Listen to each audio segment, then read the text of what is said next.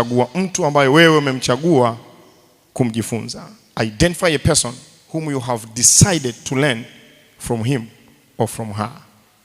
Kama ni ndoa, ichague. Kama ni mhubiri wa injili unayempenda, mchague. Kama ni mwanasiasa, mchague. Anza kumjifunza mtu huyo. Kama ni mwanataaluma aliyefanikiwa, mjifunze. Chagua mtu kulingana na vile ambavyo wewe unataka kuwa baadaye. Anza kumjifunza mtu huyo.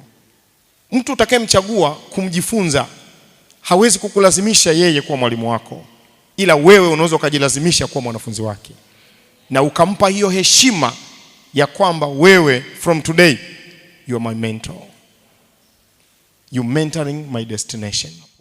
Ukiweza huyo mtu mtafute, mfuate. Kwa kawaida watu wazuri, watu wenye vitu vizuri ni ghali hata kuwapata, hata muda wao ni ghali. Kwa hiyo si vibaya wakati mwingine ukatoa muda wako wewe kumtafuta huyo kwa faida ya kesho yako. Nitikieni amen. Sio vibaya kuununua muda wake, sio vibaya kulipia masaa yake. Naambia ninakuhitaji kukuona leo, anakuambia leo sina nafasi, tuonane kesho wakati wa chakula cha mchana, nitakuwa na slot ya dakika 40 naweza kuongea na wewe. Mwambie wakati wa hicho chakula cha mchana mimi nitakilipia. Nitikieni amen. Nitikieni amen. Unapokutana na mtu namna hiyo ambaye umeamua umekusudia kujifunza kutoka kwake, tulia.